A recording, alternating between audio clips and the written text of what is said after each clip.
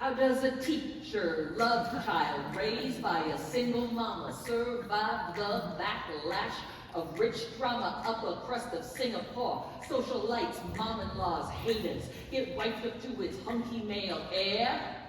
It's big dollars. Rich crazy ate that crazy through the rat race. By marrying that gravy, get the delicacy. By dating the legacy. By 30, you'll find love when you're Asian rich crazy. Mr. Producer, did I lose you? Oh, yes, Mr. Producer. So that's what I was imagining would be our sort of opener, to really set up Rachel's Cinderella journey. A journey which in this case is going from being a moderately financially stable Chinese American to overcoming all odds and marrying into hella money and living happily ever after. It's July 2022. And I, Kristina Wong, am interviewing to be the book writer for the Crazy Rich Asians musical. Scheduled to go on Broadway from the producers of Beetlejuice the musical. I never saw Beetlejuice the musical. I only remember the Day-O song from the movie. Oh, and that Congresswoman Lauren Boebert once gave her date a hand job during Beetlejuice the musical. Remember that news item? It's a reaction I can only hope my audiences have. Oh, hello everybody, I'm Kristina Wong.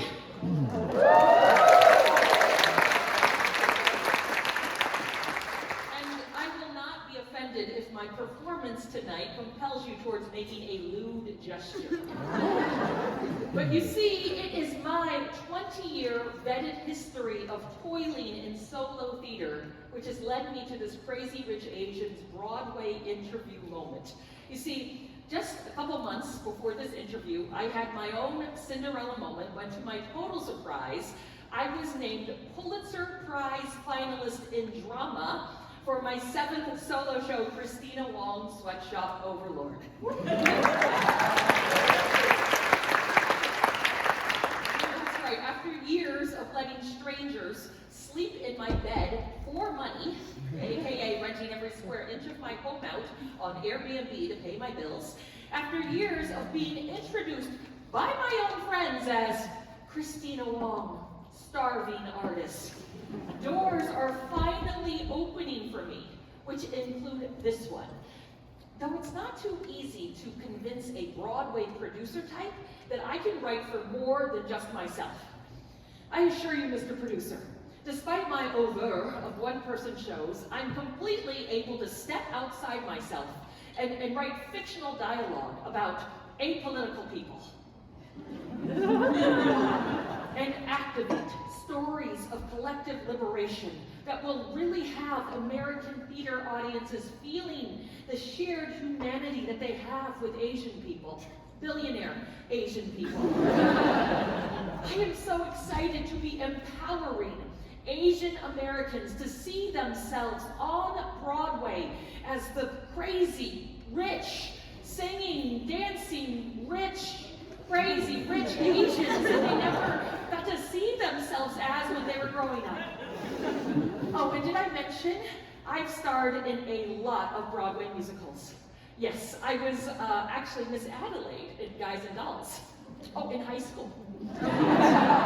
Yes, this is true. Most people don't know this about me. They think occasionally I can rip it good during karaoke, but I did star in a lot of American musicals in high school, which is a very freaking desperate street cred thing to throw to a Broadway producer type who's just sort of nodding politely, like he knows he's not going to give me this job.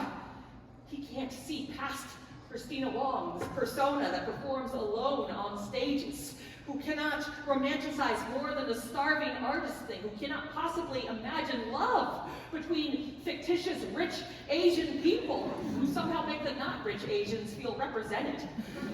I mean, what kind of activist, social justice type with a long and documented history of making theater with the unhoused formerly incarcerated, undocumented, who has a long and bookable internet history of Twitter trolling billionaires who reeks of socialism, can be trusted to write a mainstream Broadway musical.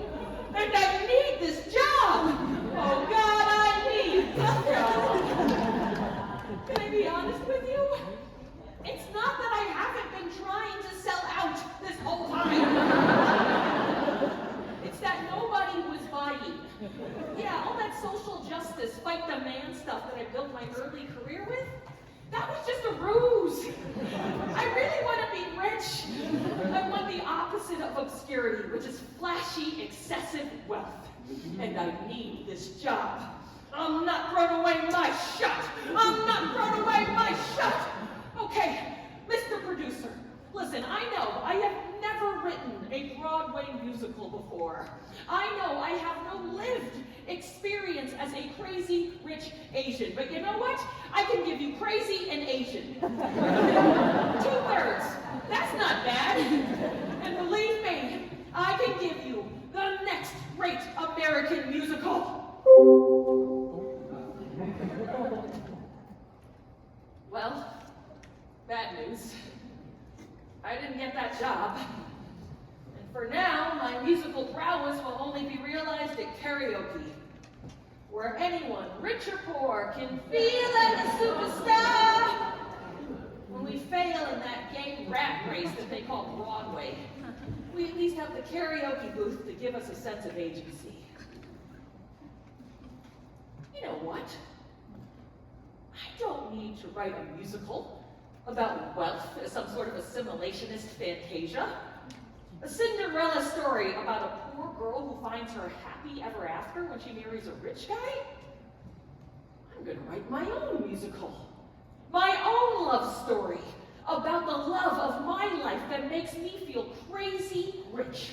It will be a story about how we fall in love against all odds, and we spread our love babies everywhere, and we save the world with our forever union. It will be the kind of musical that you'll want to sing along to, consisting of parodies of popular music for the purposes of commentary and or criticism. And within each song, I will specifically imitate the style of the original artist with deliberate exaggeration for comedic effect, thereby protecting myself with parody law.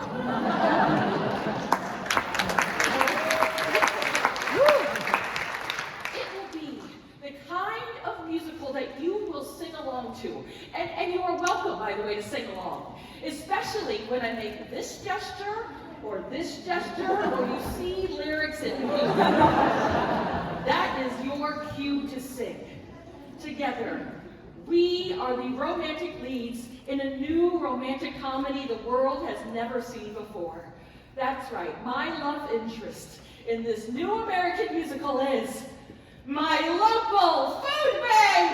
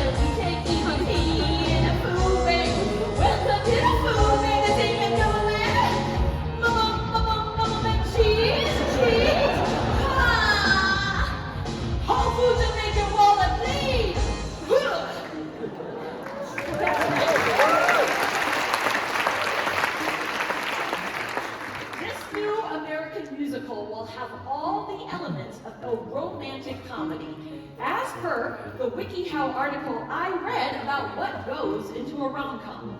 First, the setup. Currently doing that, where I set up the characters, the stakes, the setting, then the meet cute. We're gonna get to that soon. Then the sexy complication, the hook, the swivel, where it may not be clear if me and my love interest, the food bank, are meant to be together, and we struggle to decide if it is meant to be. Finally, the joyful defeat and/or resolution, where the protagonist, me, and my love interest, the food bank, are forced to decide if we're going to give up on our relationships or if we're going to sacrifice our own wants and needs to make this work. Spoiler alert, this is going to work. We're going to prove to you that we are meant to be together forever. And we're going to build upon the promise of this country. What is the promise again of this one? Well, before we get to the meet cute, let me paint a picture of who I am before I meet the love of my life, food bank. Now, imagine, if you will, me in college and my early 20s.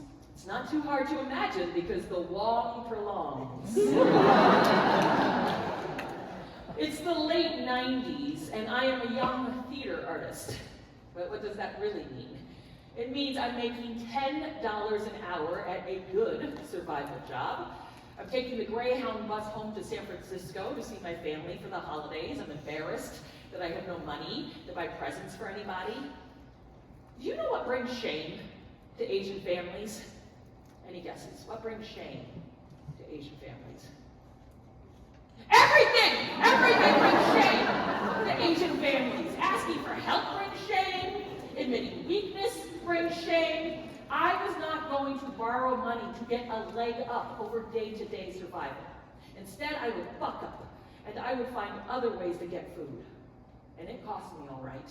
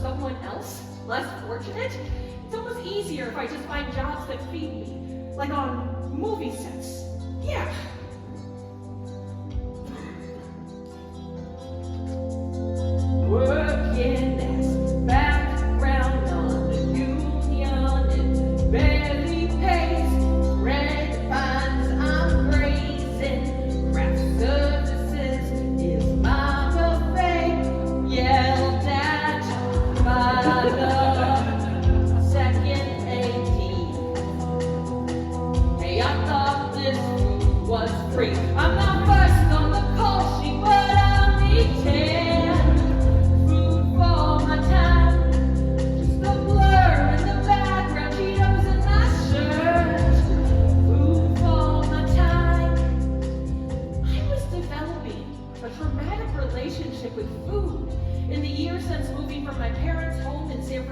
to live in Los Angeles. 400 miles from home, my weekends were no longer spent eating my grandmother's home cooking or at Chinese restaurants with my parents. Instead, I had to recreate what I remembered home cooking to be with so many failed bouts of home cooking in my first college apartment. Feeling guilty when the produce that I purchased with my minimum wage earnings working as a usher at UCLA had to get thrown away because I had no time to cook that food. It's almost like fresh produce is something only the experts know how to deal with. New rule, not frozen in a box, can't eat it. Why am I getting headaches? What's polysorbate 80? I miss home-cooked meals. So how did I get home-cooked food with no time to cook it?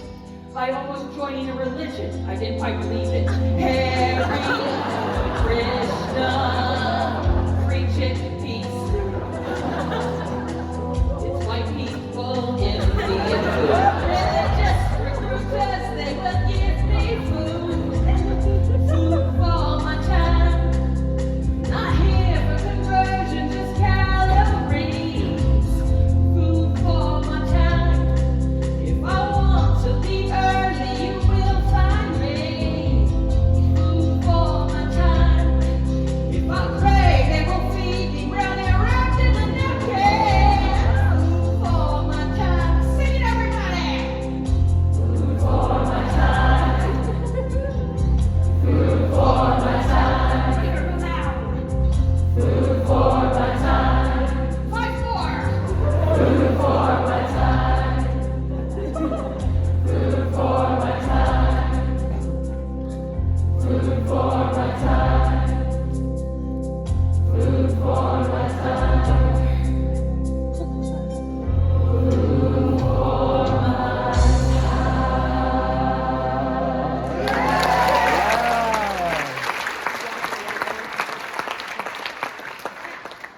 I know what you're wondering. How can a food bank be the love interest in this new solo Kristina Wong musical? Yes, I know, 1 in 6 Americans use a food bank, but how can a food bank be a sexy love interest when it's barely a sexy backdrop for any work of drama? I mean, it's not like they're shooting pornos in a food bank, right? And mind you, they find ways to shoot pornos everywhere. Locker rooms, prison cells, with clowns, back of a bus, medical offices, over here, where else are they shooting pornos? Okay, act innocent. Where else? Office space, yes. This very eager person right here. Or the library. We're full of answers today up here.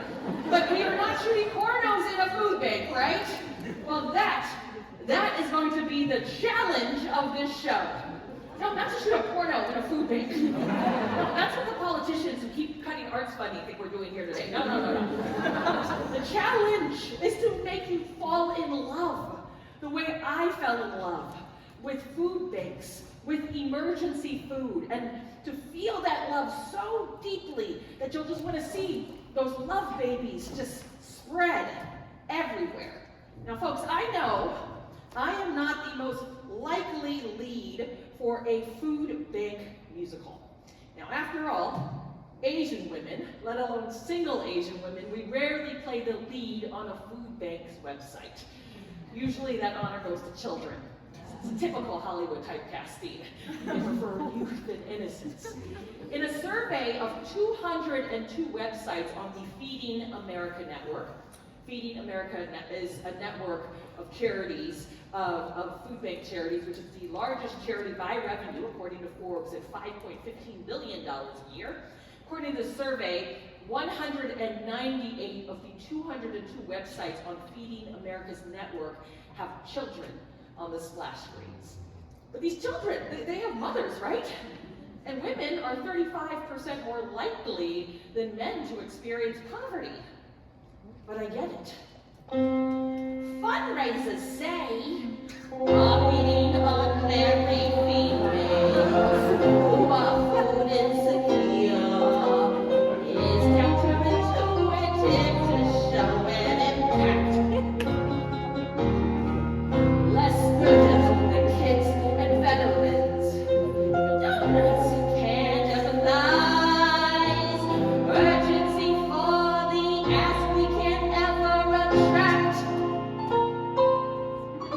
In other words, the kids and the hunger catchphrase, a food bank, white fundraise. You can tell them all women live in poverty compared to men. You can try to make the case these hungry kids have mother hens. If you don't display on Asian starving again and again, a food bank, big white fundraise.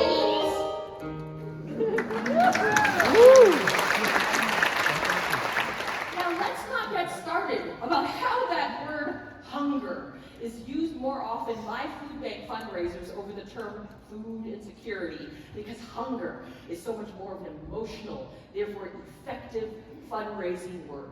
Now, food insecurity, it's a term that more accurately describes what me and many Americans are dealing with. It references a whole set of circumstances that cause people to skip meals, buy cheaper food, more filling food, less healthy food, less culturally appropriate food. Oh, we're going to be going into a lot of terminology today. A lot of American history that got us to this place where the federal government didn't have enough free emergency food to give out, thereby forcing people to rely on the hot loving of a charitable food bank. So before we get to our meet cute, let's get into some of that information, shall we? What is the difference? Food bank and food pantry. Federal programs like FAP, SNAP, EBT. Privately funded banks of charity. If you're a poor boy and need more calories, charity fills the gap when government can protect. If you want the right to food, Bill of Rights will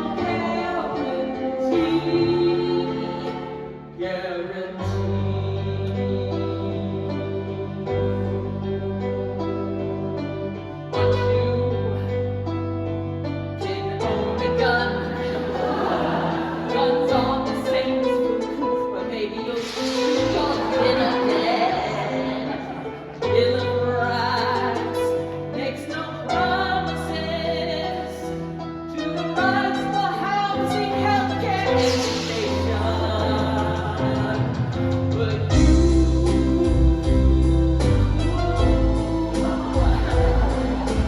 you did own a gun. Makes up for not having the right to food. Keep shooting your gun like it's your right to food.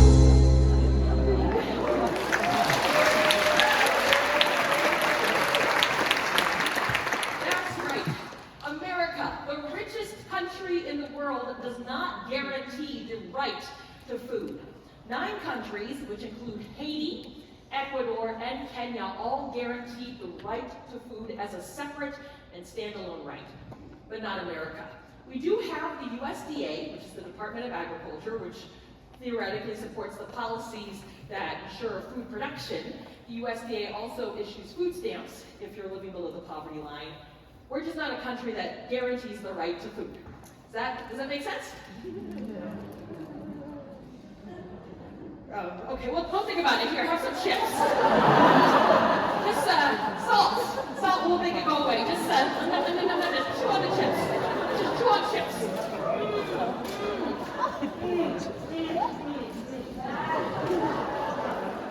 So, okay, if you run out of food stamps, or maybe you don't quite qualify for them like me, that is the moment you might find yourself at a food bank, or its little sister, a food pantry.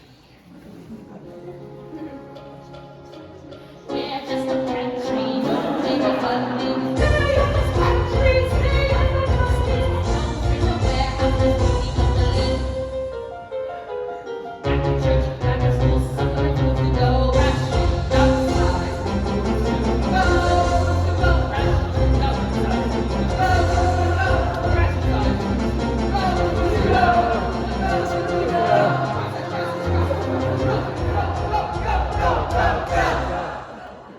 Great.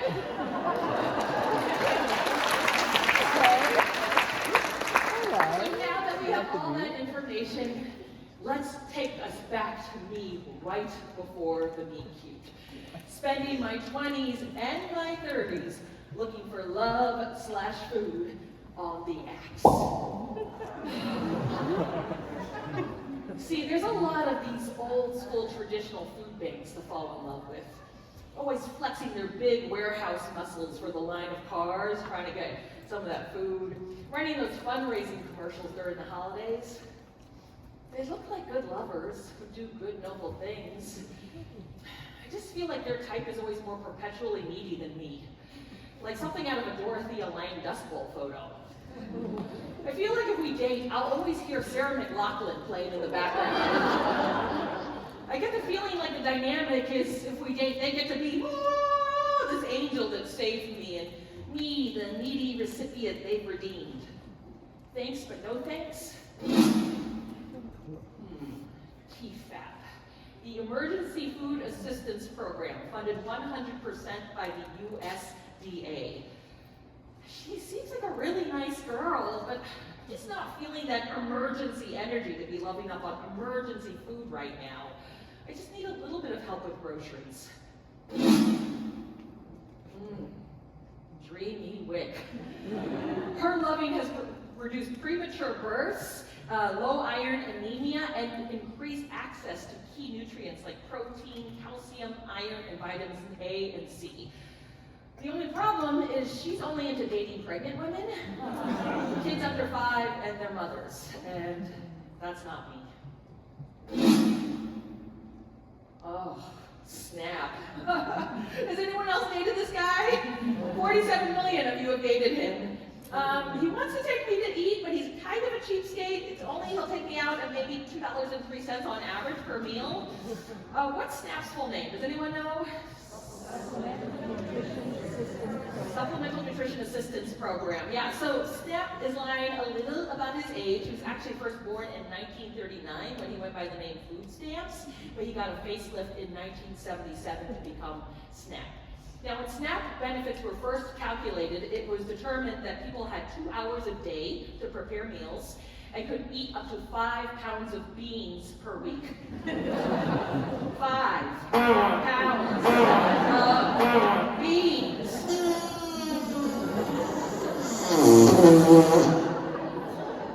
That's why SNAP benefits are calculated so low at $2.03 on average per meal. SNAP, again, is also food stamps, a thing that I might not be qualified yet to date.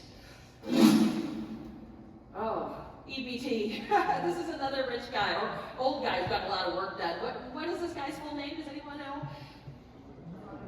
Electronic benefits transfer. Yeah, so this is actually just a debit card that is where you can process SNAP, first used nationally in 2004. See, this is why my search for love/supplemental groceries has felt so hopeless. Like, maybe I'm not the type that should be dating emergency food. That is until 2019, when we have our first meet cute. I'm walking home to Koreatown after dropping my sewing machine off to get fixed, and I think that I'm walking into a new-to-me grocery store called World Harvest. It's like a bodega, and Trader Joe's had a love child. Really charming wood signage, like a farmer's market, sacks of produce, refrigerators of dairy and meat, pantry of beauty items, just no prices on anything, no for sale sign. What I'm in is a non-traditional food bank, started by my soon-to-be best friend, Glenn Corrado, who before starting this place in 2007 made a really good living running elder care homes, before he closed them all down, because he was called by a higher power to do this.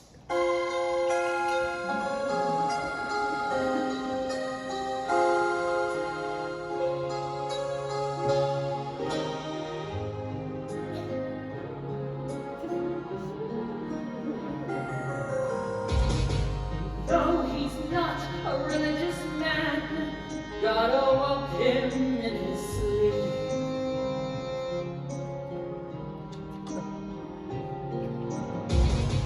Said, I have for you a plan, an empty grocery store to lease.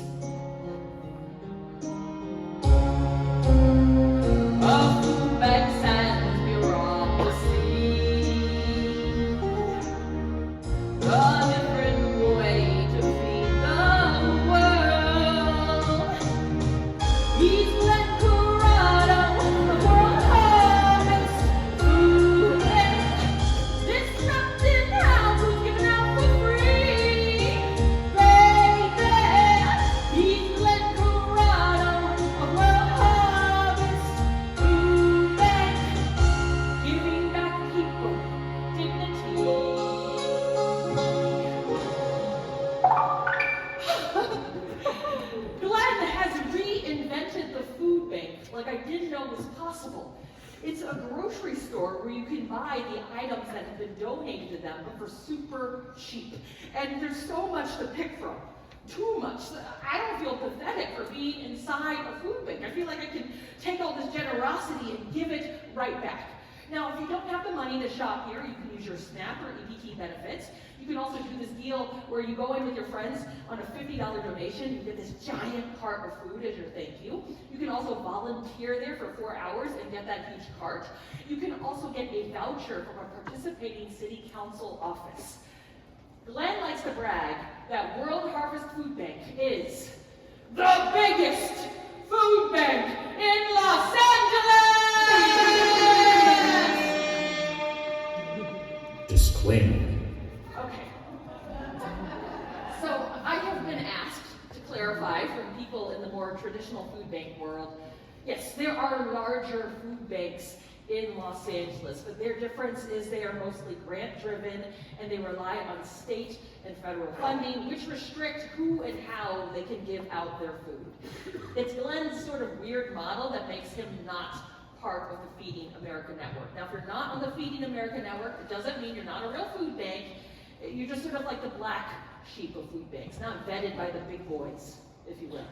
In fact, one food bank CEO whose food bank is on the Feeding America Network, who made $250,000 as his starting salary, he said to me, "You know that food bank that you're so boo-boo gaga about in Los Angeles? That's not a food bank. It's a pantry." Excuse you? My lover is no pantry. She's a bona fide, full-service food bank with a warehouse, trucks, refrigerators, and a staff. If other food banks were like the Kardashian sisters, World Harvest would be Rob. The kind of weird off-camera sibling you forgot about. And Glenn, he's not like those alpha CEOs at LA Regional Food Bank who pay themselves on average $200,000 to $400,000 a year. He doesn't even pay himself. He gleans off the wealth from his previous career. He's spending his kid's inheritance to make this project happen. He relies on private donations, sometimes refusing more restrictive funding, which would dictate who and how he gives out this food.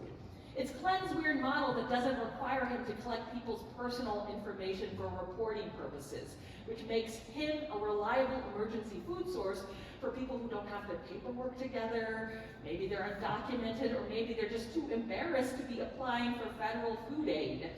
Because if Glenn can create the situation where someone who has shown up in a Mercedes and is side by side with someone who's buying their groceries who came here on the bus, just normalizes going to the food bank. World Harvest, she's a loner, a rebel. And when I'm here in her big, bountiful eyes, I'm reminded of the very first time I bought groceries by myself at 19 years old. Do you remember the very first time you walked into a grocery store by yourself to buy your groceries? I remember that feeling.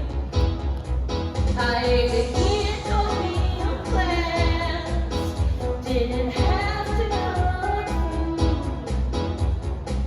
My sense of proportion size was totally smooth.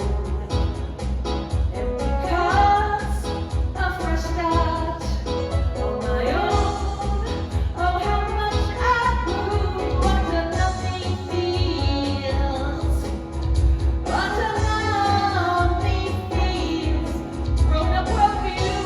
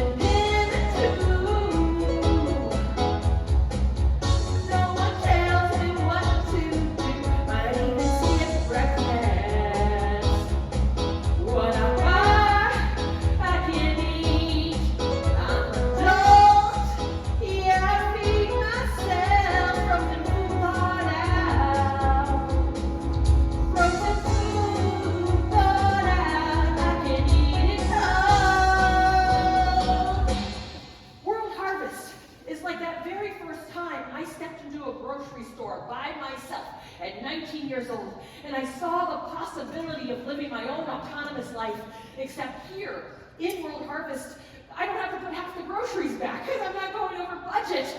Oh gosh, inside her, I feel her generosity, and I just want to give it right back. Oh, what does she fill me up with, you ask? Why, the 40% of food produced in this country that goes straight to the landfill. The food that for so long, the other grocery stores, my exes, if you will, convinced me were not good enough to eat. Oh, so now how was I supposed to know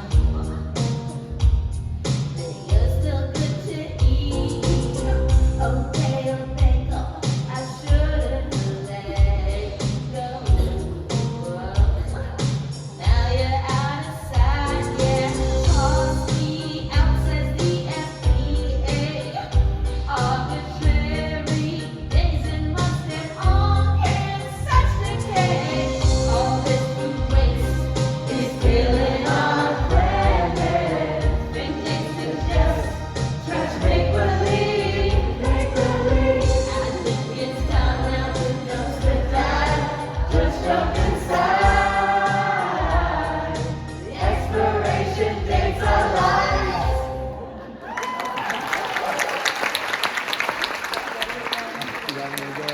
I am so in love with this place, I cannot stop talking about it. I cease to have a personality. I can't stop talking about how she's changed the old me. The me that used to be afraid of food, scared of poverty, scared of running out. Inside her, I have dignity in a food bank, of all places. And mind you, I have never had dignity before. Just sort of a pathos covered in sarcasm. I'm so in love with this place. I'm going to dedicate myself to being its unpaid influencer.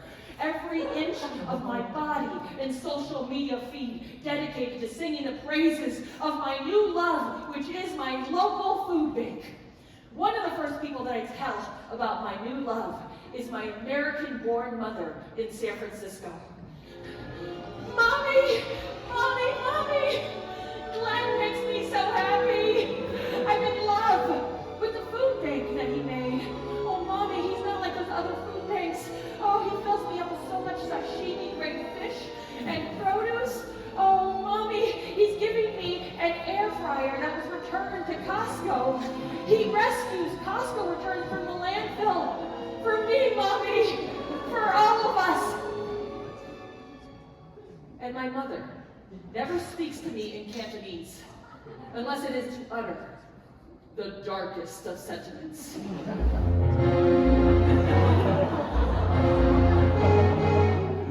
man like that gives out free food, wants something back with sleazy food. He's a Hans of Low, be by the Hans of Low. Okay, so a Hans of Low is what? Does anyone speak Cantonese? What's a Hans of Low? No. It must be a Hans of Low. A pervert. Yes, it's a pervert. Pervert. My mother that thinks that Glenn is a pervert who's been luring me into his food bank as sort of a long con game to get to this wonksta ass. Because nobody in this country is this generous. Nothing comes free, there must be a catch. You're too addicted, cannot detach. He's a Hans of Low, beware the Hans of Low. This country makes you work hard, this country makes you resent. The people get something free, they have to love. No handouts, Kristina, no handouts. And I have to assure my mother, yes, I've fallen in love with a food bank, but it's not like those other food banks you've heard of, Mommy. Glenn does not make me feel ashamed to be there with him. Glenn sees that there are holes in our manufacturing and distribution system, and he fills those holes for me, Mommy. He feeds me, Mommy. He makes me feel good. She begins to relent.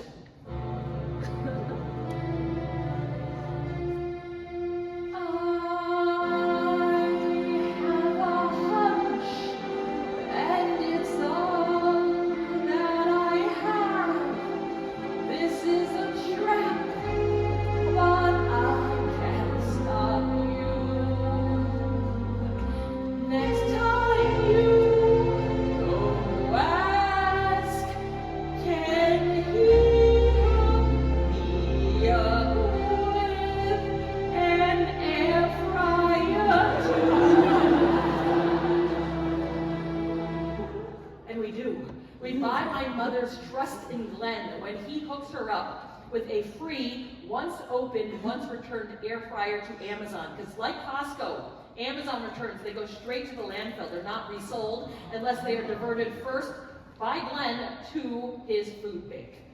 So it's not just my mother who now has a stake in my love story, but also my friends as well.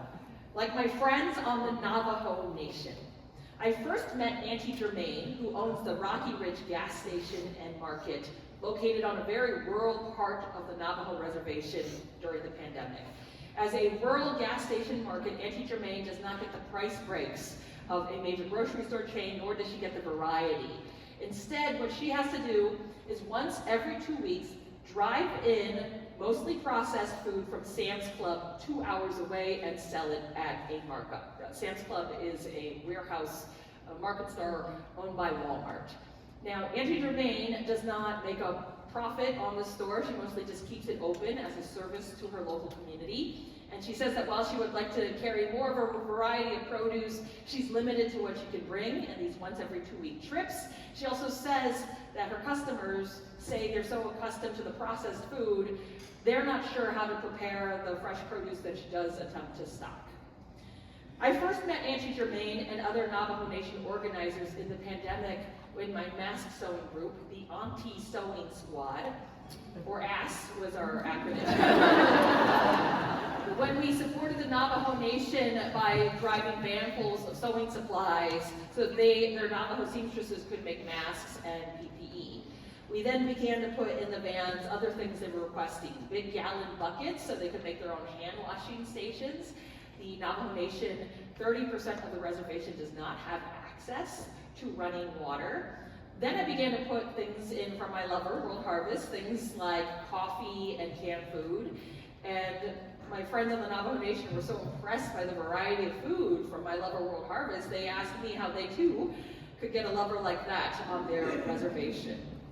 160 years ago, the Navajo people were forced off their land onto the largest reservation in America, the size of West Virginia.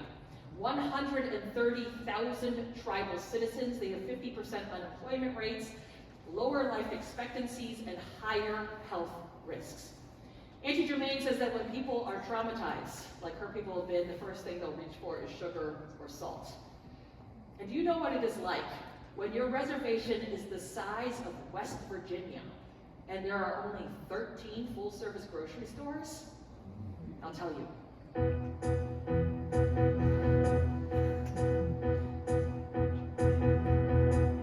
When I'm hungry, don't know if I'm gonna eat, or will I need to make a long round trip today? I'll need childcare in a car that's full of gas and driving down the bumpy roadway. If I don't go, well, what I'm gonna eat is a local gas station market's processed food.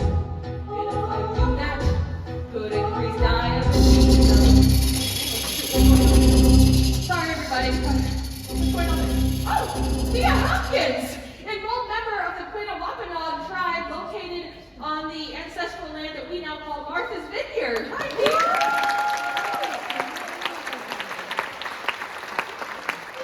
I saw one now. Do you have any idea why? Well, I wanted to share with you about the Quinawapanog, and we've been a farming and fishing community for over 10,000 years.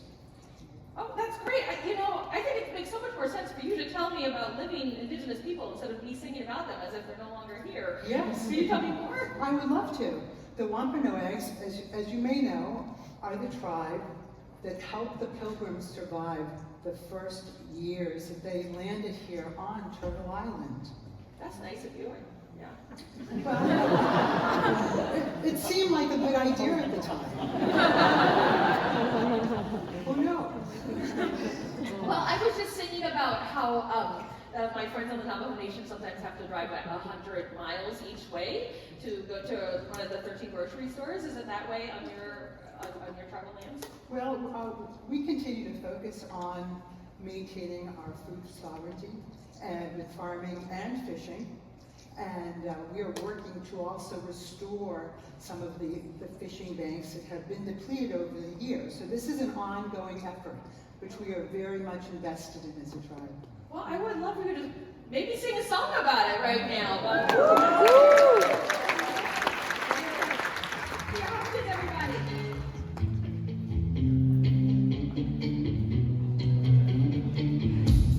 On a Greenwich shores, the earth and sea are a grocery store. All you want, all you need, Mother Earth guaranteed before. Food trucks were around to bring you lunch in every town. Before Whole Foods was cool.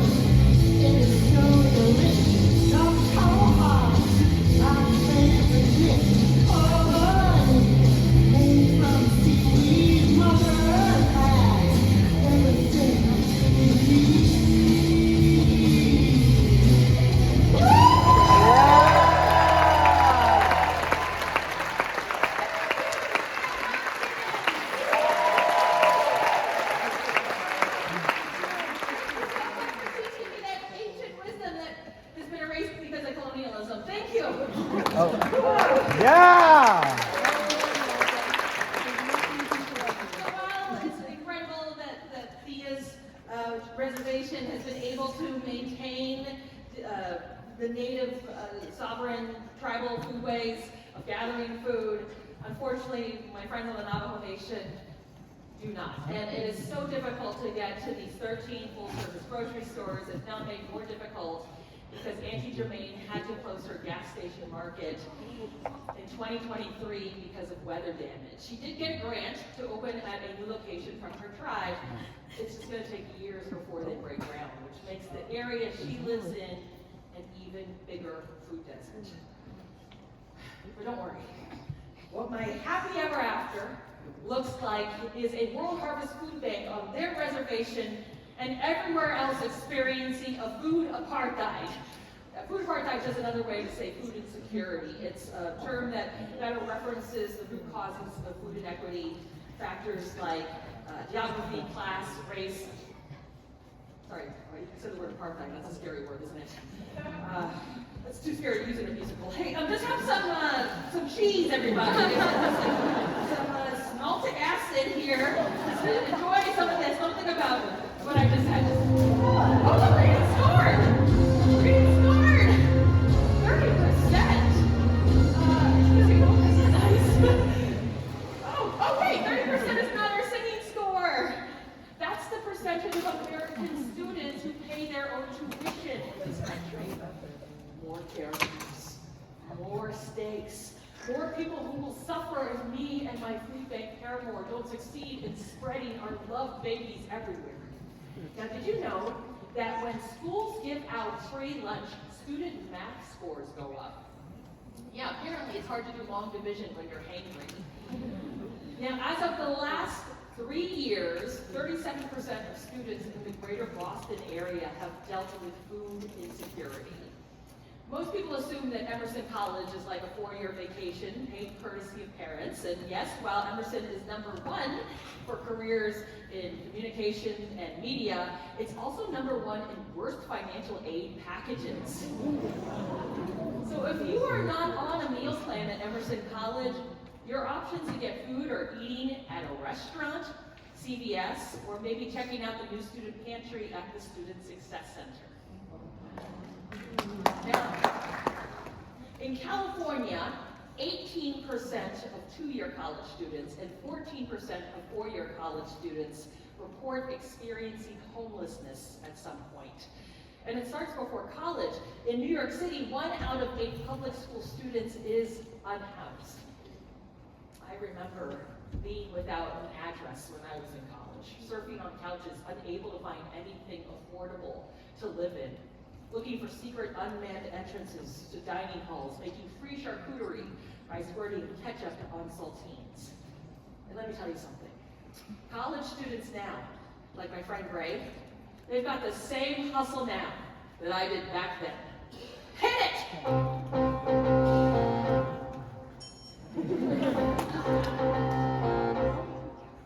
The moment you pulled out your ID, I could see you were a bastion of nutrition. For a starving student, your points will expire. Say what you mean, my alternative to running. So let me get right to the point. I'm running low on meal points this week. Hey, meal plan daddy. A little swipe for me.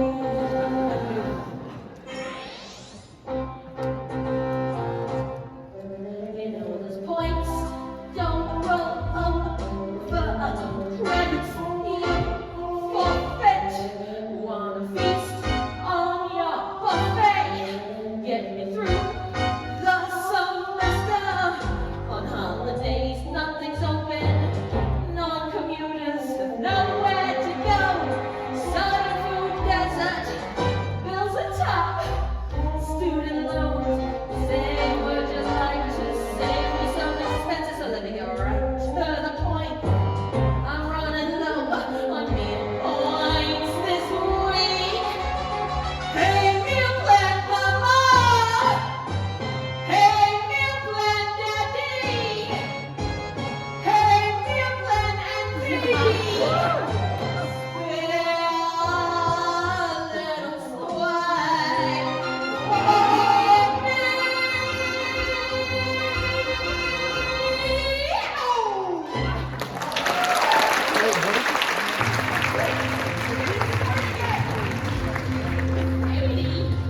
That's like an Asian F.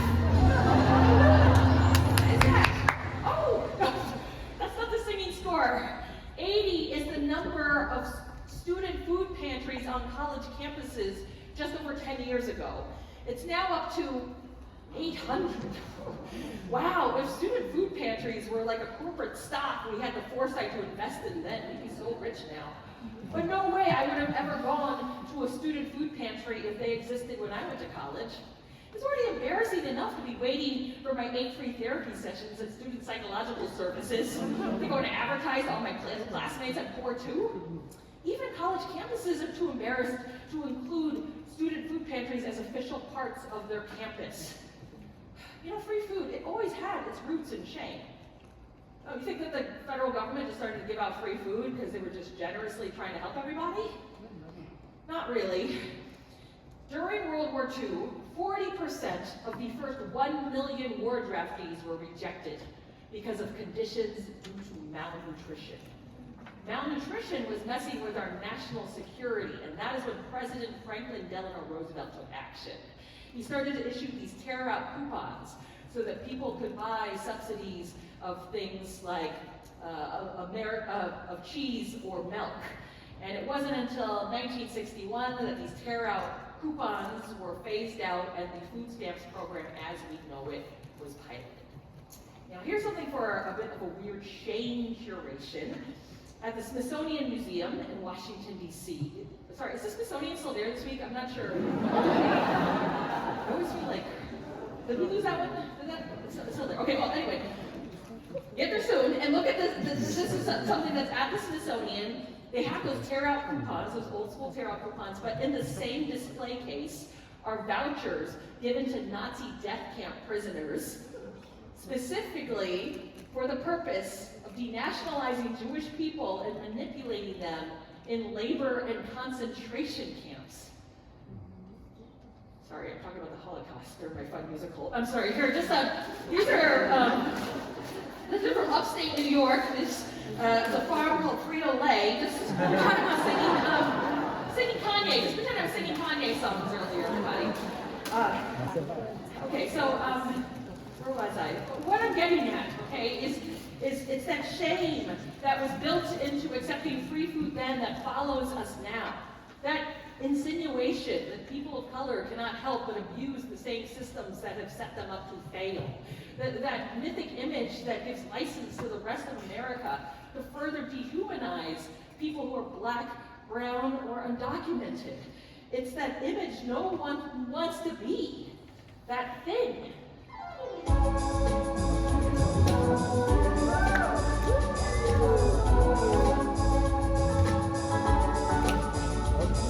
Late 70s came a racist road. Stigma spreading anecdotes. Defrauding systems. Federal funding for reasons slash spending. A boogeyman of welfare fraud. She makes the case the system's flawed. Blame single black mothers for not being Taiwan's innocent American men. Racialized monolith. They think we're welfare queens. Live in land we refuse we're keen. Welfare queens. Warren's wild forget to me. So sad. You should work. You should try. Instead of going off or die. Immoral mom. Wasting grief. Mythical welfare queen.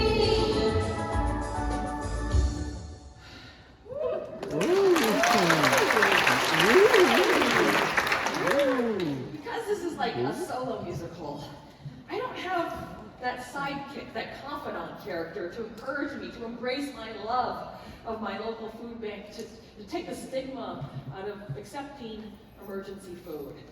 In Crazy Rich Asians, Rachel's confidant is a character named Peglin Go. Peglin Go encourages Rachel to embrace the hot love of the rich, sexy boyfriend that she already has, and stand up to his mother, who thinks Rachel's too lower class to be dating her son.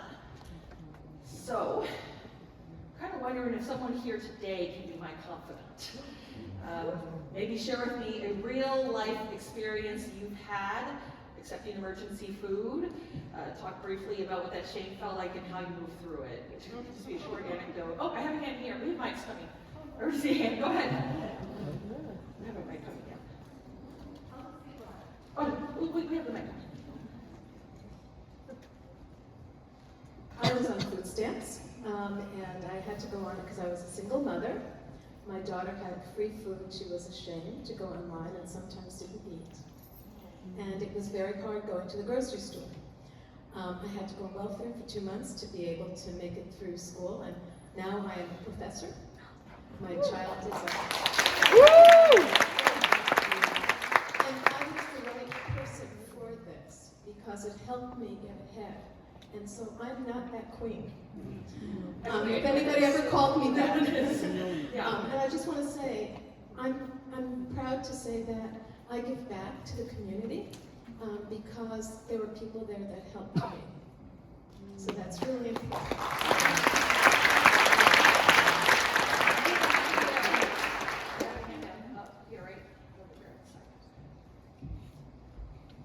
I actually live in DC, and I can assure you that the Smithsonian is still around for now. But I'm a full-time unpaid caregiver for an elderly disabled relative of mine, and because of that, I qualify for SNAP, and so I use it. But I find that when I go to the supermarket, I just feel like the clerks look at me like, why is this able-bodied white man using SNAP when other people are more deserving? And I usually go late at night, use self-checkout, so no one asks me questions or stares at me, and especially now that refugees and victims of domestic violence are like losing their benefits, but I still have mine. I feel like I have almost like survivor's guilt, and they need it just as much as me. So it's just something that I am ashamed about it. I'm just trying to get better about that.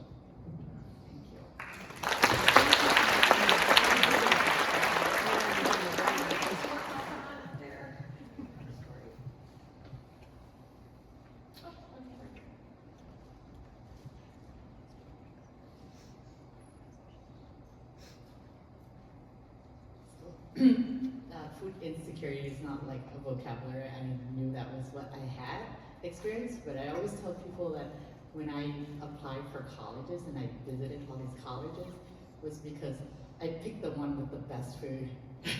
That was my reason for choosing my college. Which one was that? I went to Mount Holyoke College, and then you can eat whatever you want there, yeah. And then I bring friends and family there because at the time no one look at your card or anything. So I brought my family and friends and people from nearby colleges there and eat for free. But now the law and the rule have changed. So that was the reason I... Thank you so much.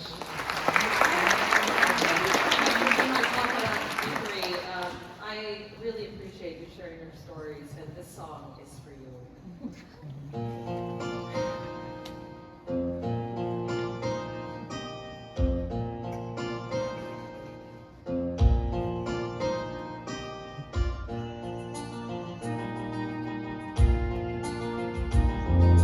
DC's fine, the sun shines all the time, and the feeling is whirlwind.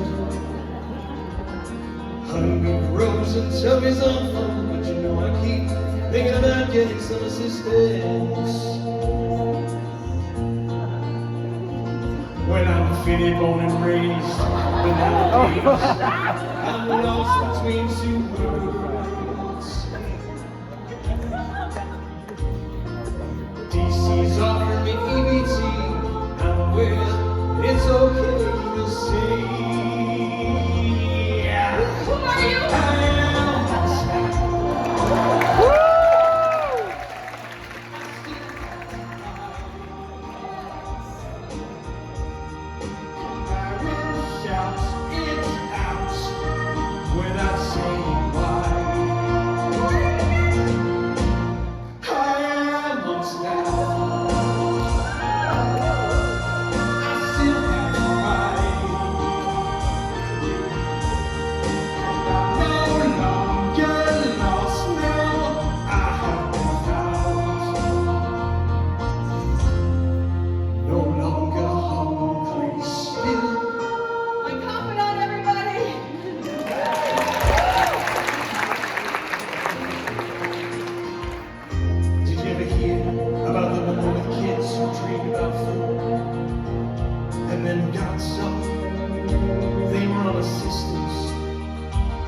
Well, except for a story of you and the changes. If you talk about me, the tale's the same one. But there's an emptiness deep in my stomach, and there's a growl from the hunger that is within me. And while I don't like to swear, I prefer to have decent food to eat on my plate. Get your lighters out, everybody! I am on snap. Sing it! I still have pride, and I will shout it out without saying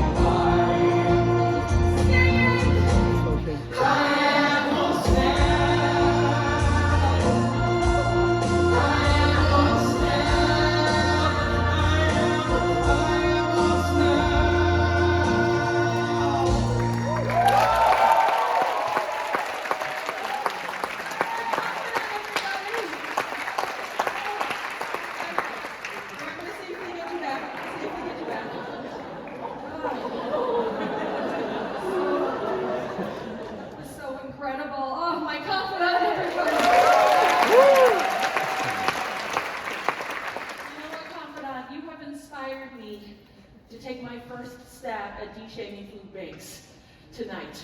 In honor of my love for World Harvest Food Bank and wanting to destigmatize food, the taking of emergency food, all this food on this stage that you see here tonight, you, my audience, can take home free after the show.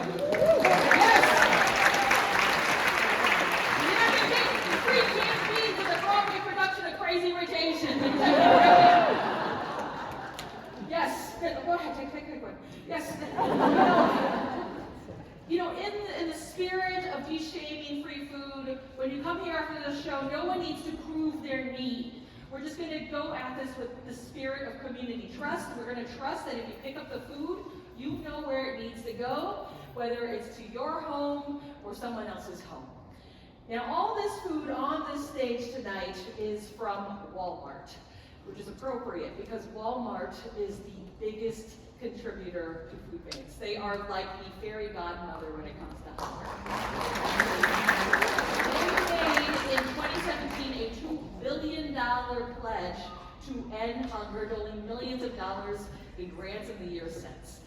Walmart is also the largest redeemer of food stamps. In some states, they redeem up to 50% of food stamps.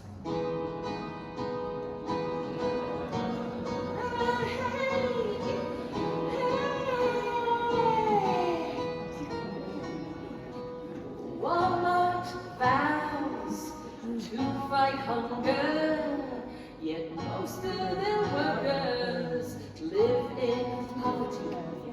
Most qualify for EBT. They're eating donations from their own company. Just the world of corporate charity. It's racket games, but fewer jobs. It's a Walmart breeder who lives in his car, can't unionize, no expenses afford. But Walmart is gonna end hunger. Walmart execs sit on the board, feeding America and anti-hunger org. The calls inside the house are being ignored. These impoverished people are their own workers. Just the world of corporate charity. It's record games, but fewer jobs. Walmart breeder who lives in his car, can't unionize, no expenses afford. And where did this start? Ronald Reagan! Hey folks, I'm not here to criticize Ronald Reagan. Besides, he's dead. Our handsome actor turned governor turned 40th U.S. president is the reason why there was such a growth in food banks in the 80s. Food banks, a thing that I love so much, enough to be writing this musical about it. Now, food banks, like this musical, are bipartisan. And what's more bipartisan than our beloved Ronald Reagan? The man was once a registered Democrat, but ran as a Republican. He gave both parties some of that trickle-down love. He was also the only U.S. president to be both the member and president of that labor union, my union, the Screen Actors Guild. No U.S. president since Ronald Reagan has slashed away at federal funding with such reckless, gorgeous abandon. Oh, unless you count,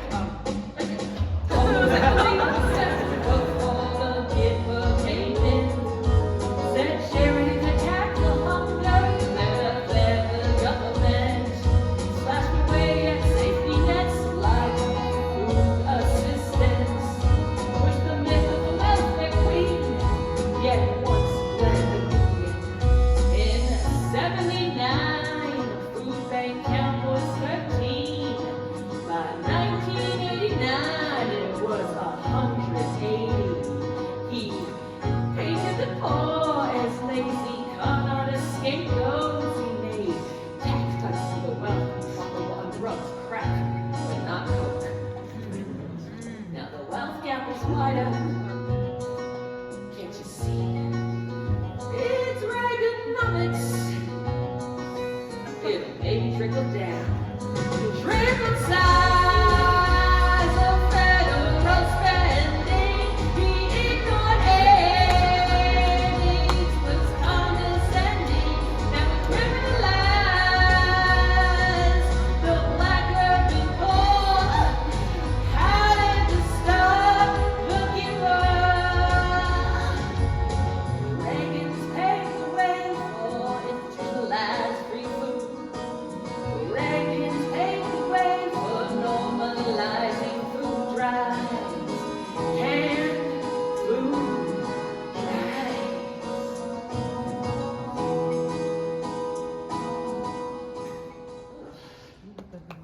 This is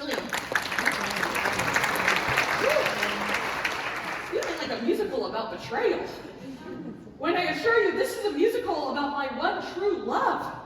The food bank, the love I am destined to proliferate into the world forever. I love this place. We must all unquestionably love this place. How dare you even question the good work that food banks do to help those in need. Food banks are bipartisan because the need to eat is bipartisan. Both Democrats and Republicans love taking their picture at the food bank. As an example, here is former Los Angeles Councilman Kevin DeLeon taking a photo in front of the World Harvest Food Bank truck. This is shortly after his leaked audio tape scandal in which he found himself giving out more and more food to his district. Ultimately, that scandal did cost him his election. Anyway, here is Curran Price, current LA City Council member, on the side of a World Harvest Food Bank box. He's currently in an ethics scandal. Anyway, the point is, Democrats love food banks because they help people. Republicans love food banks because they help business. No politician wants to be known as the one who cuts funding to school lunches, because every politician knows you don't cut the thing that looks good in press photographs. What you cut are the things that don't photograph as well. Things like a living wage or affordable housing. Anyway, everyone, say cheese! Cheese! Government cheese, that is.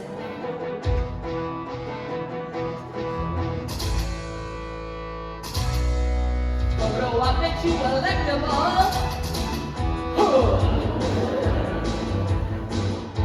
Makes you respectable. Ha! Big problems seem so fixable.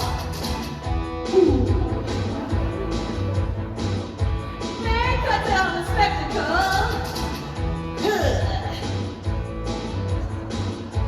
I wanna change laws, find the end of this cause, find the root of it all, change cause that are wrong.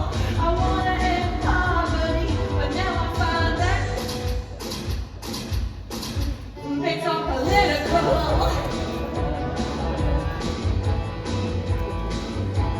Food makes all political.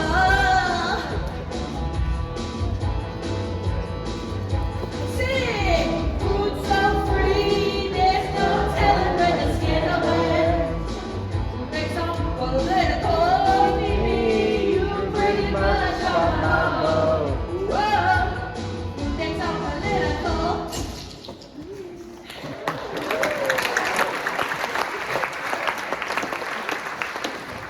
So you see the incredible power my love for food banks has in erasing political scandals, keeping us complacent, not moving the needle on progress. What am I talking about? This whole politicians taking pictures at food banks to look like they're good people. That was so like 9 months ago. That was a whole one big, beautiful butt face of a time ago. Here I am trying to subversively critique politicians for doing that bare minimum photo op gesture of taking pictures at a food bank. And we're lucky if we will even have food banks in a few months, let alone a semblance of democracy. I mean, we'll be lucky if we go back to a place where politicians take those token moments of photo generosity, because we are actually in a political moment right now where we are completely relishing in a total theater of cruelty. Oh, this is the sexy complication part of this music. lover, the food bank, should be together forever. Listen, me and my lover, the food bank, we take really great photos together. We make each other look so good to the rest of the world, but it's like, we're not evolving. We're not working on like our bigger issues. We're just constantly giving away food. It's like, we can't actually end hunger by just throwing food at it. We need to like get at it with larger legislative issues. Things like closing the wealth gap, making sure there's affordable housing, making sure people have access to health care and education. We need to make sure there's still SNAP benefits next week. Okay, everyone, this is how we are going to save my relationship. We, together, are going to completely invert capitalism and amend its detrimental effects. How do we invert capitalism in 2025? By pulling our smartphones out and scanning a QR code. So everyone, I give you permission. Scan these QR codes. First thing we're going to do, $187 billion has been cut from SNAP benefits across the next 10 years. Right now, food banks only cover 1/6 of what SNAP does. They are not prepared to cover all the people who will be coming for food. So we need to put pressure on Congress to possibly restore that funding. Got it? Okay, we have another one. We also have to restore USDA funding to small farms, right? The $1 billion has been cut from buying food from small farms, and that food was going to schools and food banks. Okay, we have another one. We are going to work on I know, it's a little bit of a tangent, but it's so distracting. Like, maybe we just figure out what's in those dumb files. We can just kind of move on and deal with the food thing, right? Okay, here's another one. We're going to work on becoming federal judges. I know some of you are like more on a media track or maybe retired, but guess what? It's not too late. You're going to become federal judges. They're the only ones who can stop stupid shit from happening. Okay, so let's do that. We got about 50 more of these, so I need you to keep. We're going to dismantle capitalism right now, today, from this theater, and we're going to dismantle complex systems of oppression. You are not going to get a performer during the Broadway production of Crazy Rich Asians who gets you to dismantle capitalism with your phones. I can tell you that right now. Oh God, I'm doing it again. Turning my fun musical about food banks into a deep rant against the man and an attempt to shepherd the impossible task of dismantling systemic. I'm so sorry. I'm just kidding, guys. I'm sorry. Just forget it. Let's do a canned food drive. Let's just do a canned food drive. And just we can't deal with the bigger root issues, everybody. Just deal with the busy work. Handouts are just part of normal life as is poverty. We have to just stay busy, and if you don't like the food you're given, if it's too old, throw it to the person behind you. That's what a canned food drive is. This is the easiest thing we know how to do. Just hand out food. We can't get at bigger things. Oh God, my relationship is in stasis. Oh, we're not getting anywhere. No wonder I did not get a call back from that Beetlejuice producer. I'm destined to make everything about racism and shit. I was Miss Adelaide in my high school production of Guys and Dolls, and now my career has plateaued. In other words, the brain will cause systemic poverty's root. The bread line can develop a cure. You can collect hundreds of canned goods, even expensive brands. You can offer handouts in hindsight till your generosity grandstands. If the social systems remain broken, and we're still owned by the man.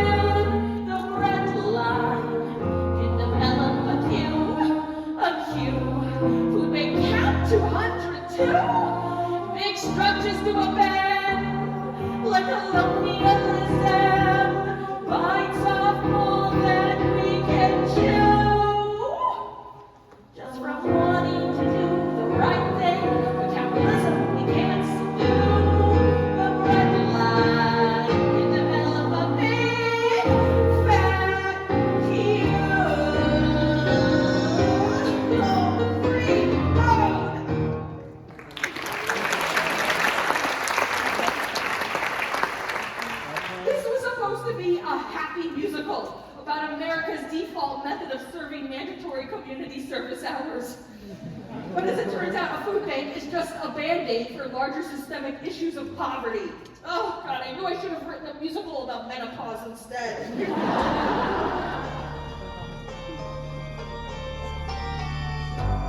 Started as one food bank, but now 200 strong. Why is a short-term solution becoming so lifelong? What point do the clients become the middle class? Cease dependence on public aid and no longer have to ask. Please no more heroes. So many handouts are given in hindsight. It's structural change, systemic shifts rather than feet. Let's shorten the line. Please no more heroes. Let's collectively work toward the world that's right. It's structural change, it's systemic shifts rather than feet. Let's shorten the line. Shorten the line. What if one day, Glenn, the man I love, or at least the man whose food bank I love, what if he said, babe, you know, now that our legislators have fought to make sure that affordable housing is a human right, people are no longer spending 75% of their income on rent. They can save themselves, and now I can close up shop. Somewhere on Capitol Hill in my wildest fantasies, elected reps are fighting for frameworks of true public safety. Ensuring living wage, healthy communities. Legislative change can end the cycle of poverty. Please, please, please, please, no more heroes. We need collective action more than hindsight. It's structural change. It's systemic shift rather than feed. Let's shorten the line. It's structural change. It's systemic shift rather than feed. Let's shorten the line. It's structural change. It's systemic shifts rather than feed. Let's shorten the line.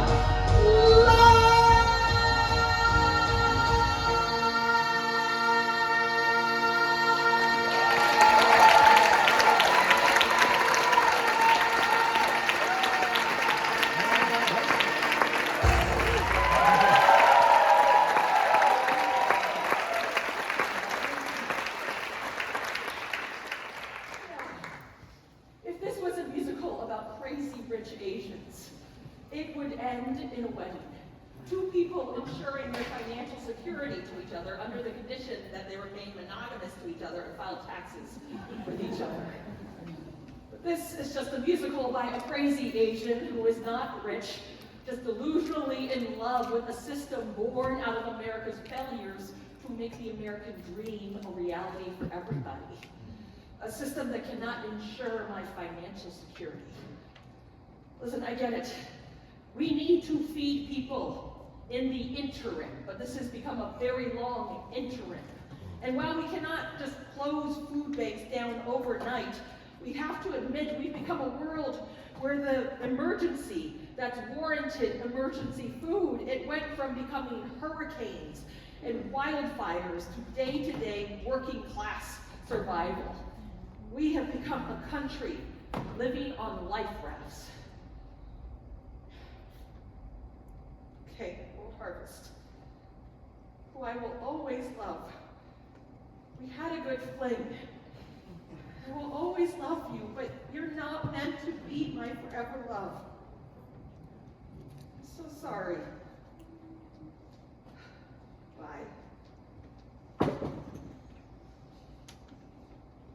I'm ready for a rebound. What if there was another lover out there who was more flexible and less institutionalized? Okay, who else wants to give me what I need? Ooh, this community fridge guy is sort of everywhere and anywhere someone will host him. Your community! Let's share it! Icebox, baby. Community, icebox, baby. Alright, stop. Refrigerate without a kitchen. Food for all is the intention. Community, fill the fridge tonight. Take it or give it. Just do it politely. Panics outside, you won't hear no. Open the door and it will flow. Community trust, the tears, all the vandals. Keep the fridge clean, there won't be a scandal. Snack, so the run out to supplement them with free fridge language. Deadly, when I'm short on necessity. Thankful I can count on the community. Give it or take it, whatever you need. Free food for all, but there is no way. Now, if there was a problem, you will able to solve it. Fill up the fridge, community involved in icebox, baby. Let me hear you. Community icebox, baby. Community icebox, baby. Community icebox, baby. Community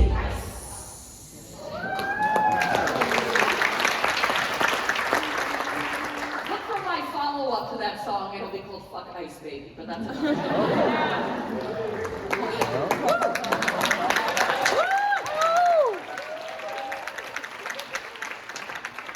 Wow, in a world where there are so many things to destroy and vandalize, it's like communities have figured out this small technology in which people are restored the space of community trust that everyone knows not to pee in. I love it. Yes. Ooh, okay, who else wants to love on me? Maybe something more collectively organized, less institutional. Feed Phoenix. This is a mutual aid group started by volunteers in the aftermath of the murder of George Floyd. Not only do they feed their unhoused neighbors in the zone, but they also do direct advocacy to get to the root issues of poverty. And like many mutual aid groups, they're not trying to become this big nonprofit because eventually they would like to see their work become obsolete. Right into it. Equal parts direct action and advocacy. Okay. Ooh, country vibes. You know, as city folk, we forget that food, it actually comes from the ground. And persimmons, they don't just show up at your mom's house tied up in a plastic bag. You can grow them as well. This whole world of community-based free food sources, it's making me really rethink the relationships that we have to each other, to the land. That it's about taking what you need and giving what you can. What if the relationships to get what we need, what if they were rooted in community trust and not exploitation? This is the ultimate in community circulation, my local Buy Nothing group. Here you can get like a lamp, a sofa, food. If you need it, you ask for it. If you have it, you offer it. No money exchanged. Oh, this is a foraging influencer, Alexis Nicole, who teaches that there is free food everywhere. You just need to know where to find it. You like it. Oh, hoop houses on the Navajo Nation so people can grow their own food. You know, how naive of me to think that the only way to support my friends on the Navajo Nation was to bring them a big food bank from the outside, when really the longer answers are in supporting indigenous foodways and supporting food sovereignty.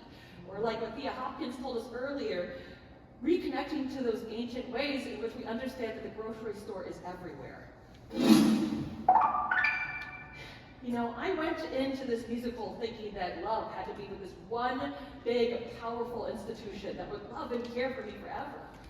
But really, I think what I need to be in love with is more trusting relationships with my community. A true share economy. Not the share economy that had me renting my bedroom out like a hotel a few years ago for money, but a real share economy in which the commodity is community trust. I want to get off the life rafts of survival and into the shores of community interdependence. Now, I have something that sounds like kind of a freaky socialist sex proposal for you all, but you want to all date? Yeah, we'll just get pulled into like one big poly relationship where we trust each other, we communicate a lot. I know, this is weird. I'm using polyamory as an analogy to describe what a trust-based community, hunger-free community can look like. But in reality, I don't understand polyamorous people at all. They talk a lot about their feelings so much, and then it's like, how do you do all that time management? Can you teach me how to do that for my But what I'm trying to say is one day I hope that the food banks, the mutual aid, the federal emergency food, that it all goes away. Not because a billionaire decided it was too woke or not efficient enough, but because we finally get to a place in this world where everybody has enough every single day. Where emergency food is really reserved for the worst of emergencies. Because I believe it is possible for us to reimagine a world in which we are guaranteed the right to housing, healthcare, education, and food. It's not going to happen this presidential cycle, but it's something that we can keep our imaginations towards.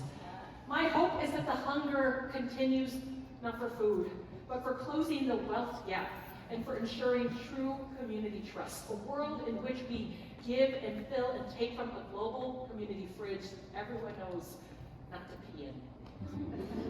And now, the finale song that I invite you to sing along to if you know the tune.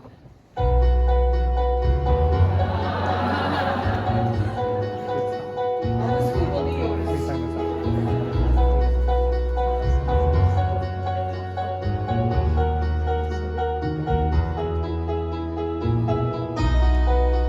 Just a farm worker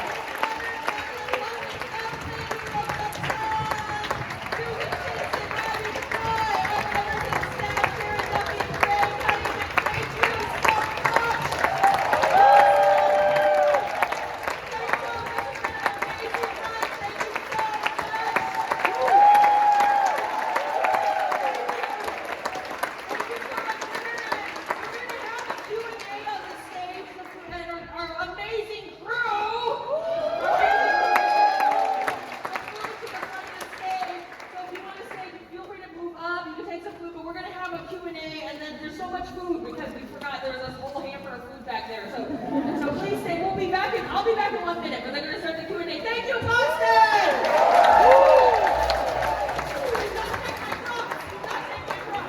All right, thank you.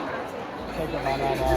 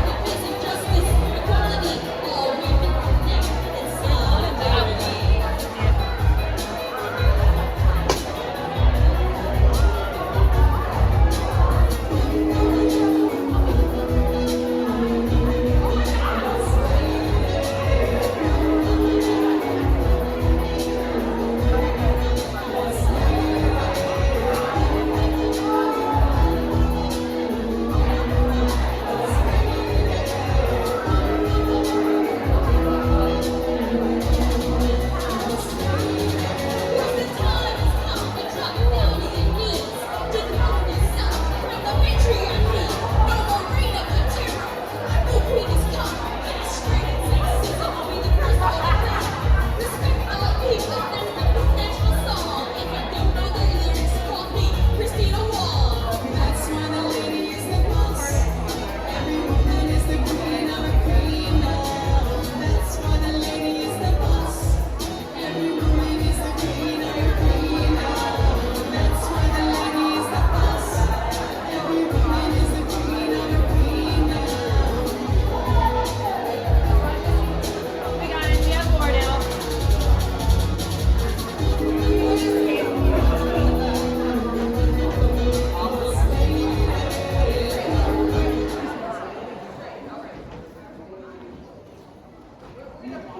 Oh, the microphone.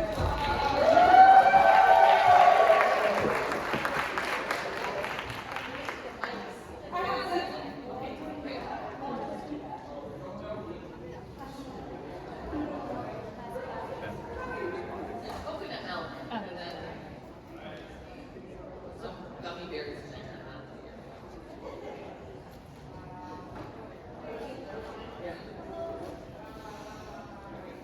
That too. All right. Hello. Great. Feel free to move forward too if you'd like.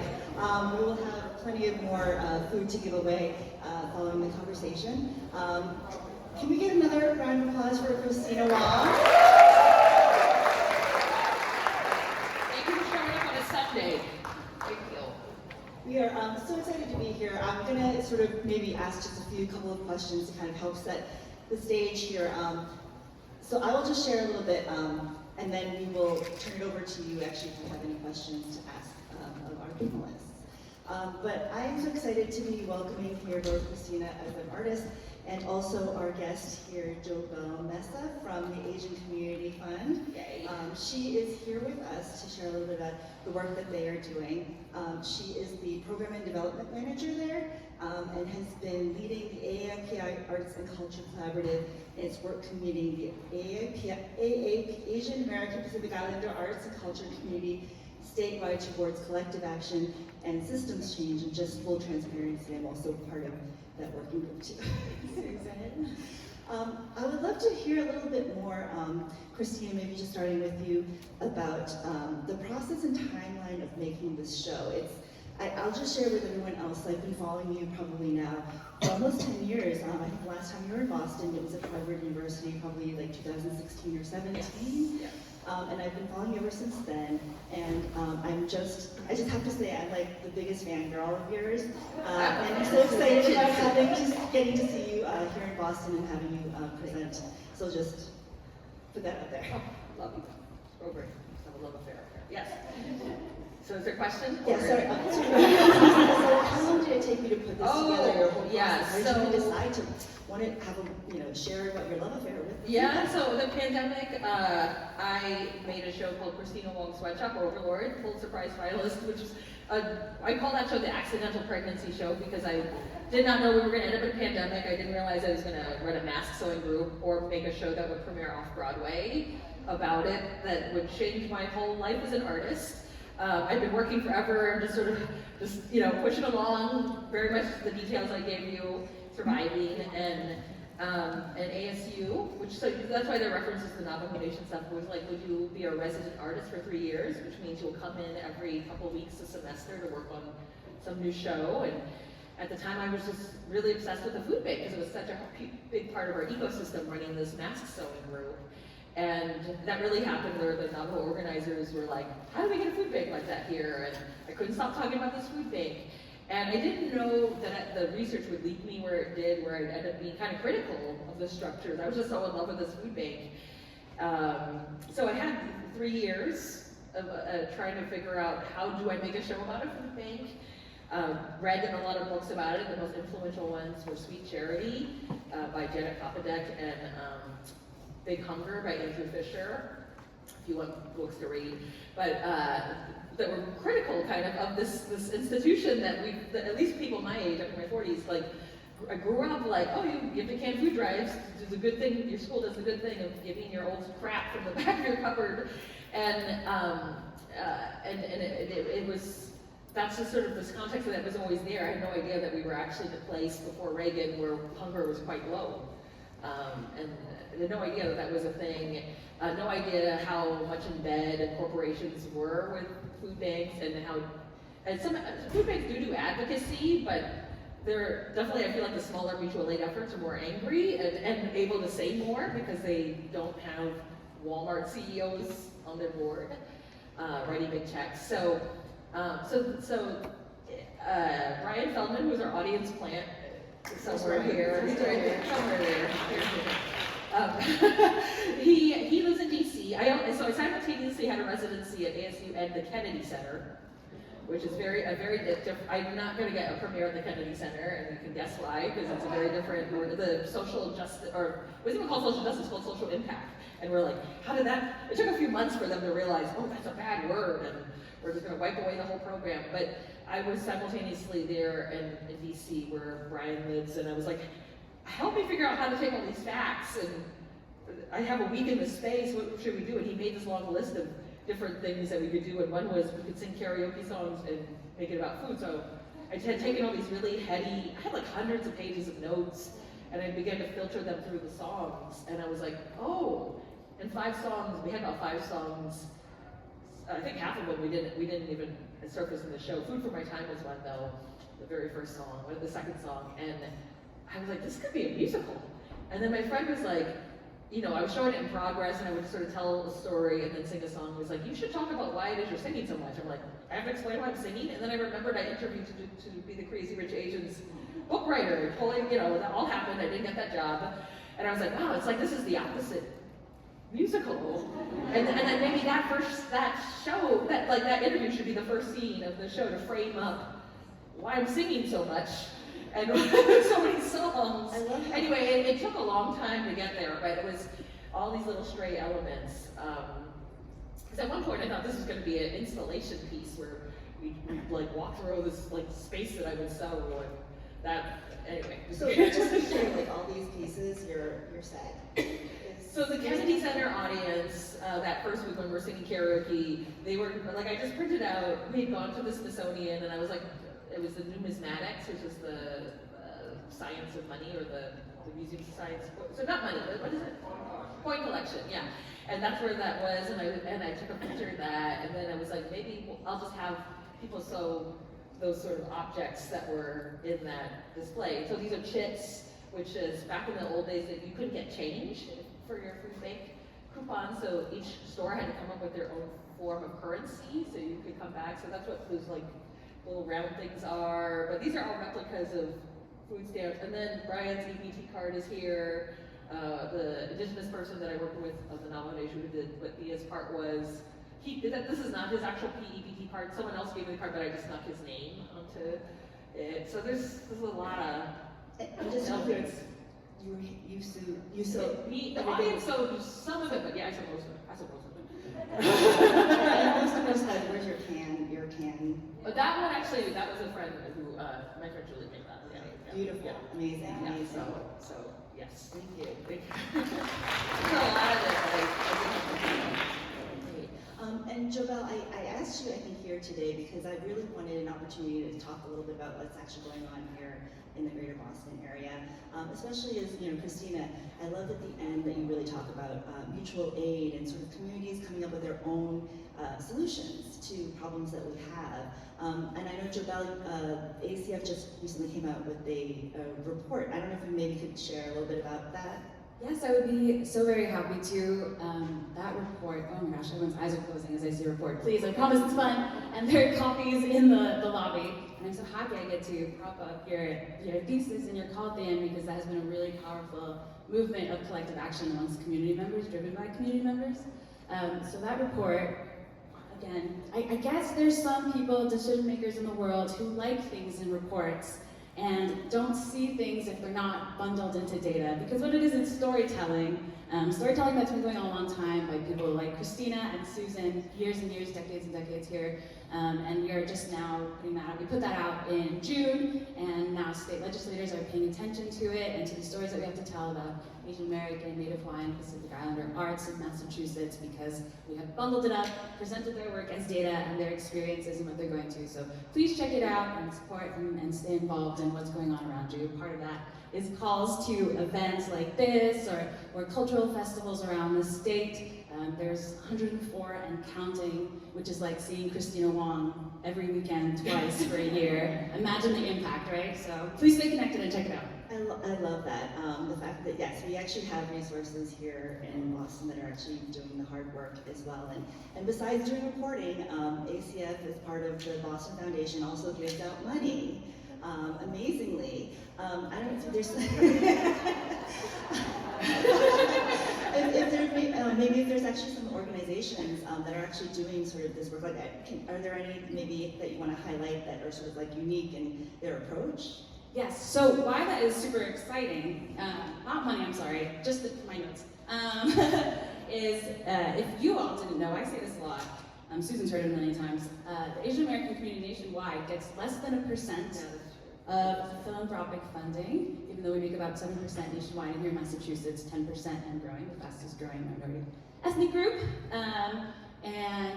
That recently grew due to the advocacy work, getting that number out. It went from 0.2% to 0.34%, and so we are making strides because of this work.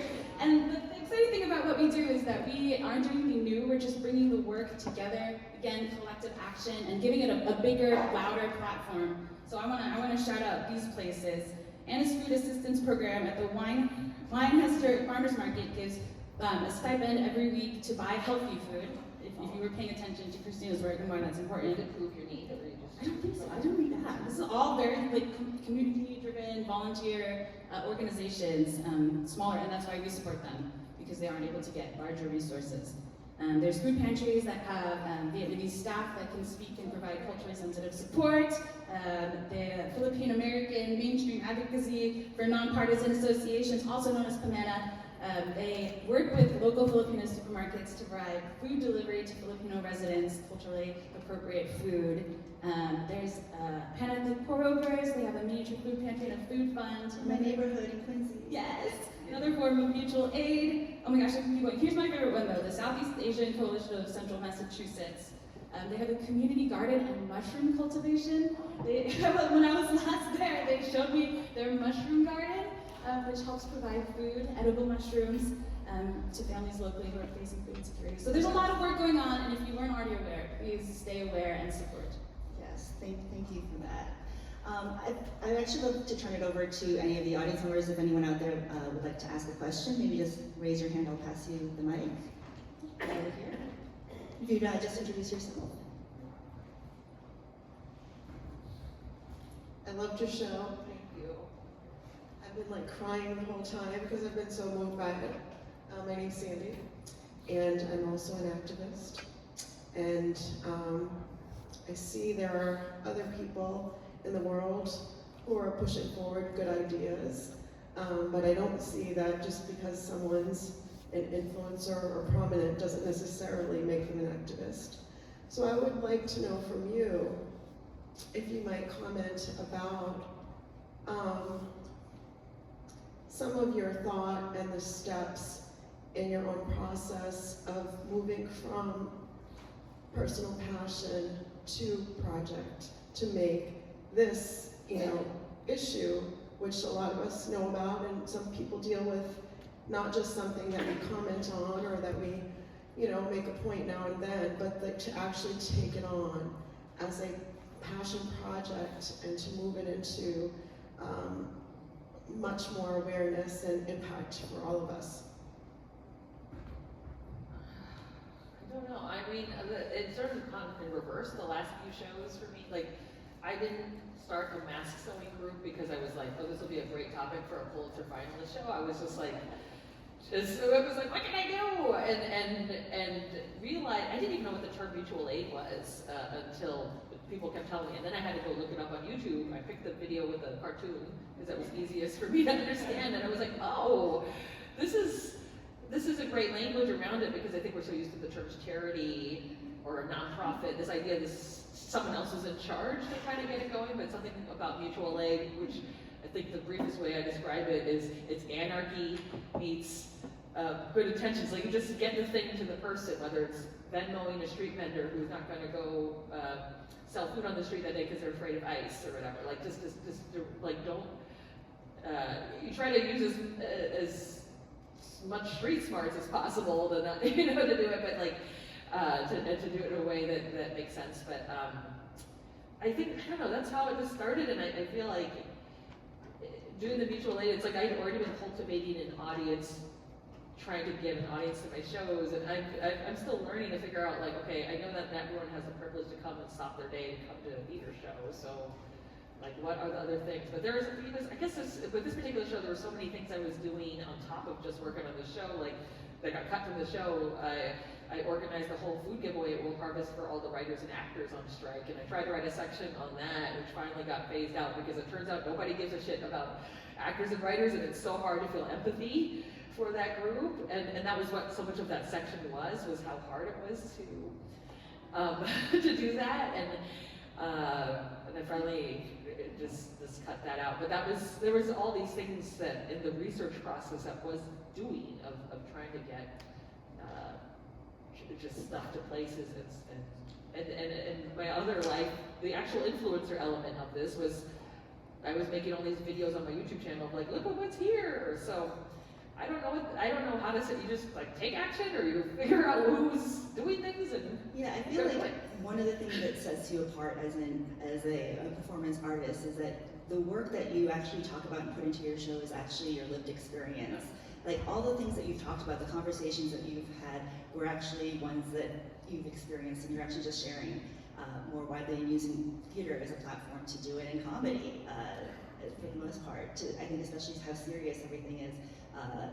Bringing that element to it brings a lot of joy to something I think that has been really challenging for the U.S. to deal with. Yeah. Are there any other questions out there? See a hand in here. Yep, right in the middle, Stuart. I wanted to ask, I'd like to make site-specific somewhat show, and how much time do you plan and performance like that? How does the process, how do you reach out to like local time? If that's, part of the performance. Yeah. Yeah. Yeah, this should just Let me just premiere repeat May the 5th. question so everyone can Oh, hear. So yeah, the you're question- asking that because I think you're referencing specific site stuff, like I had Boston statistics and we made an ID. Oh, someone has to get that to Gray, by the way. But like, I mean, so much of it was, Susan was great about like having a preliminary meeting in the summer where I got to meet with the Student Success Center, and I tried to ask for, is there someone Indigenous locally who would like singing and wants to rewrite a pop song and talk about what food looks like. At Pia's situation, she didn't have very dramatic food insecurity stories. It's very different. Her tribe in the Northeast versus the desert in the Southwest where the Navajo Nation is. And so hers is a very honest song about what that looked like. But yeah, it is planning ahead of time. We did this show last week in Connecticut, and I was only able to talk to a student, and we weren't able to get an Indigenous collaborator, so I go ahead and sing this 500 miles, rewritten to 100 miles about driving there. But it's something I want to try to do as we keep touring to connect to that local community and collect those stats. So Gray actually gave me a lot of the statistics of what food insecurity looks like for students here. Great, and maybe there's one more question out there. Oh, yep. Karen? Hi, Kristina Wong. How are you doing? Here. Like you said, I was trying through so much, and you made this information and it's not so accessible through your artistry, and your comedy and your spectacle. And I was saying to my friend, I needed to, how do you throw things in the audience to kind of break things up? And there's so much intelligence and all the work here. So it's really beautiful to see. I'm curious what the response has been, like as far as the time where you're hoping it will go. Yeah, well, I'm feeling this audience has responded really well the way I'd like it. The development process was tricky, especially when I was showing it in pieces. I had a terrible experience of the food bank where I wrote the reference. It was like, it's not a food bank, it's a pantry. That's the world's or the country's first food bank in Arizona, and they came to a work in progress. And I didn't invite them, they had just heard about it, and they had so many issues. And imagine that this is before it was a show, it was me just sort of singing a song and telling the story, and they were like, we think you're mocking the poor, and you're talking about going on dates for food, and I'm like, yeah. But it was also, I left that meeting, I felt feeling ambushed and just really upset, and almost was like, I don't want to do this anymore. And this sometimes happens with other shows I'm working on in progress, is that it's like, this is too sacred to, or they just go, oh my gosh, she's a comedian, she's making, like they go, oh, she's making fun of all of us, right? It was a good challenge to have that experience and figure out how to deal with it, because I was so upset. I was like, oh, I'm gonna avenge them all in my show. And I'm like, no. Like, it's like nobody cares about the CEO, right? But really, get to these bigger issues. So I will say the development process is so painful. Like, especially because everyone has an opinion, and there's no shortage of facts, right? There's so many things about, like, basically so much of our food is made with near slave wages, if folks are even, paid, right? Like, there's so much I could have gone into about that, and I could get into that. Yeah, but that's the worst part of the process. But I do feel like this particular one has given me a lot of confidence that it's going over the way.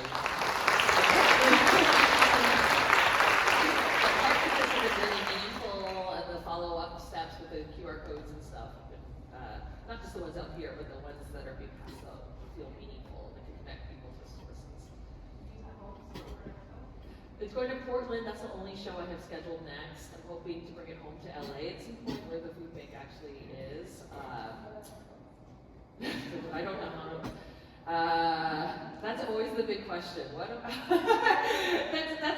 It's harder than you realize. And the music, I believe I'm covered by parody law. I am not sure, but yeah. So I would. Right now, it's just going to live live until I drop it. So. Kristina, thank you so much for coming to us and spending so much time. Really, it's been amazing for having you for having your thoughts with all of us. And thank you, Joelle, for joining us and sort of your work also at the Asian Community Fund. As a wonderful gesture, ACF, Joelle, would like to invite you to join us. We'll actually be up in the Randall lobby. We have some treats up there, some refreshments, if you'd like to join us. And we can just sort of hang out. I believe, actually, if there's other folks who are part of the AAPI coalition, maybe just raise your hand.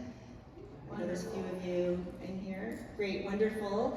Yeah, so love to hear more from you, and even if you'd like to share a little bit more of your feedback about the show with me, I'm happy to hear it. This is something, as a person who works here at Arts Emerson, is very invested in making sure that the art that we present is connected very much to the communities that are all around us. So Kristina, thank you again for being here. Please help yourself to the wonderful food. There's bags. Yeah, whatever's left over, the Emerson students. They also have their own system of filling up, so don't feel like you're taking it from them. Yeah, you're not, if you need it, take it. Yeah. If you've got empty cupboards, fill it.